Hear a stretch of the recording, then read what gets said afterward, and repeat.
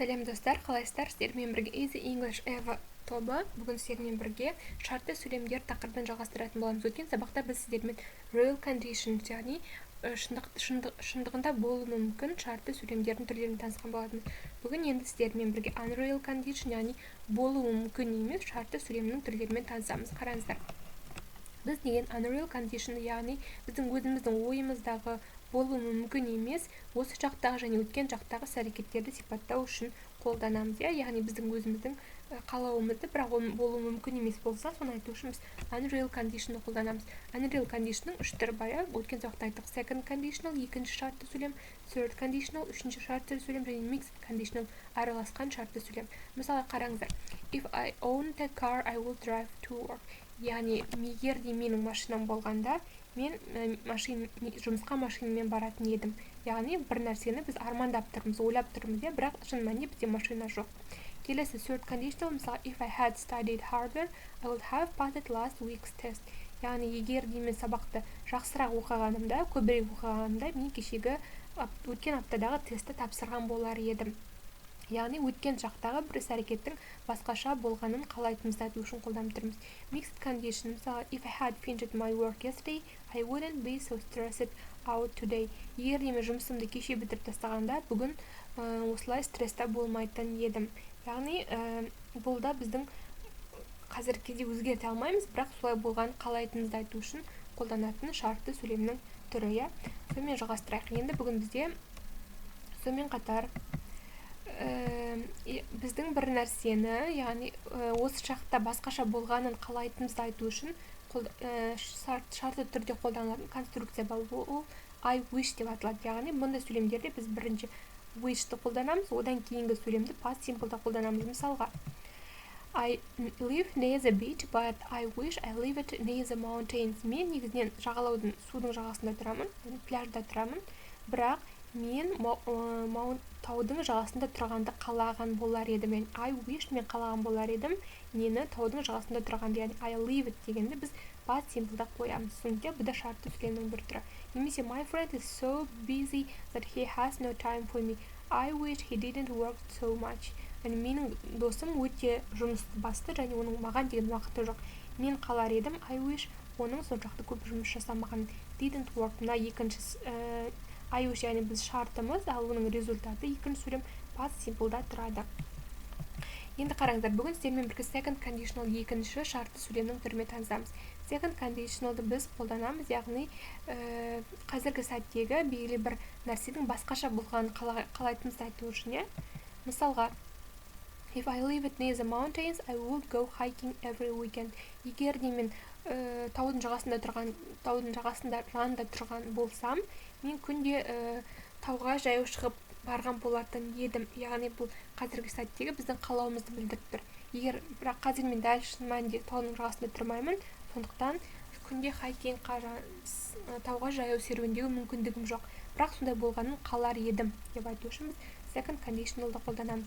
Немесе if my boyfriend didn't work so much, we will go out more often. Егер де менің досым соншалықты көп жұмыс жасамаған кезде, біз қыдыруға жиірек шығып тұрған болар едік. Яғни, осы шақтағы бір нәрсені өзгерткіміз келеді, бірақ қалаймыз, бірақ оны жасай алмайтынымызды айту үшін біз second conditional-ды қолданамыз. Енді толығымен тоқталайық. Second conditional қалай жасаймыз? Оны жасау үшін бізде шартты сөйлемді біз past simple-ға қоямыз.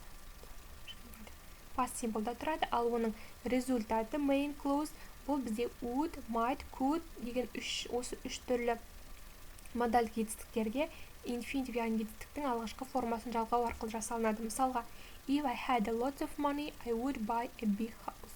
Егер де менің көп ақшам болғанда, мен үлкен үй сатып алған болатын едім. Бірақ дәл қазір оны сатып алмаймын, себебі менің ақшам жоқ. Түсінікті, яғни, бірінші шартты сөйлеміміз past simple-да тұр, had, ал conditional, яғни результаты would buy, ол бізде would дегеніміз модальдық етістік, оның қасына етістіктің бірінші формасын қойып тұрмыз, сатып алған болар едім деп түсінікті.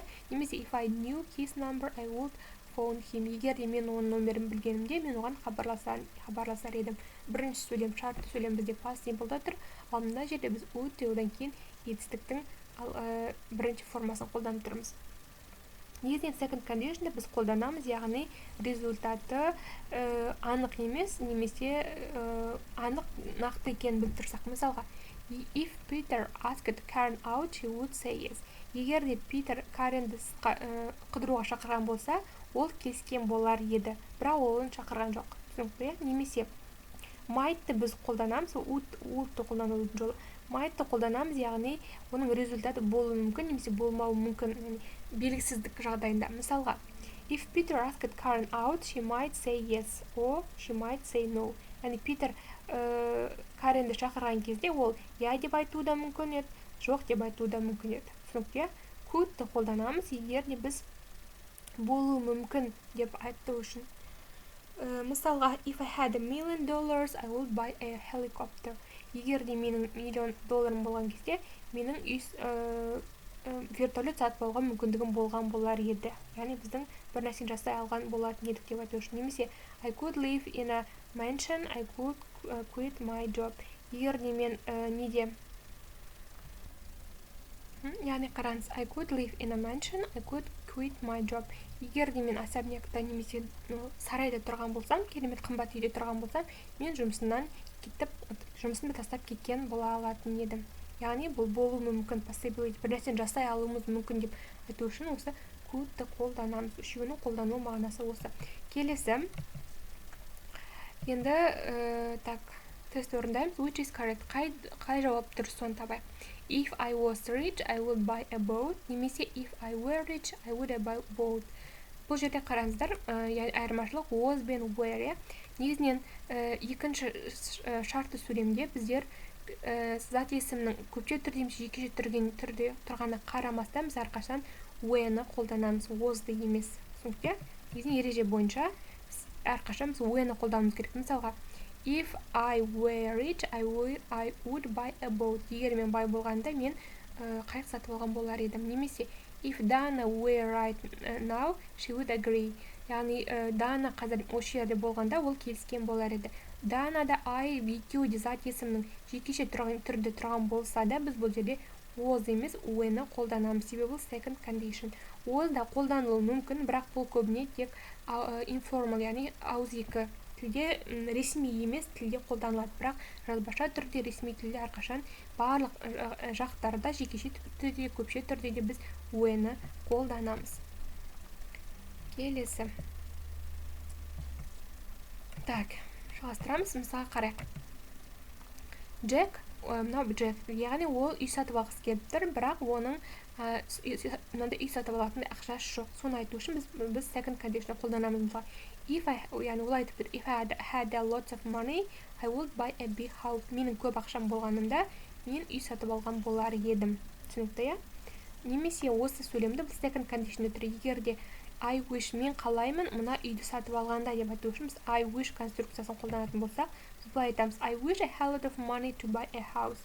Менің үй сатып алатындай ақшам болғанда ғой. Түсінікті, I had a lot of money. Келесі. Susan wants to phone Paul. Susan Paulға хабарласқысы келіп тұр, бірақ ол оның телефон нөмірін білмейді. Сол кезде ол айтады, if I knew his number, I would phone him. Егер мен оның телефонын білгенімде, мен оған хабарласқан болар едім. Бұл second condition. Енді осы second conditionдағы сөйлемді I wish конструкция арқылы жасатын болсақ, біз былай айтуымызға болады. I wish I knew his number. Мен оның телефон нөмерін білгенімде ғой. Яғни I wish-тан кейін біз жетістікті past simple-да қойып тұрмыз. Екеуінің мағынасы бір, бірақ екі түрлі конструкцияда, екі түрлі жолмен айтуға болады. Яғни мынау білгенімде ғой, мынау білгенімде мен оған хабарласатын едім деген түрі.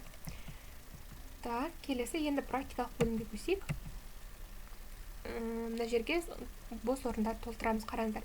If you a healthy breakfast, you more energy. Немесе I, him, if, I have. Так, осыған 2 минут уақыт берем. Орындап шықыңыздар. 4 сұрақ.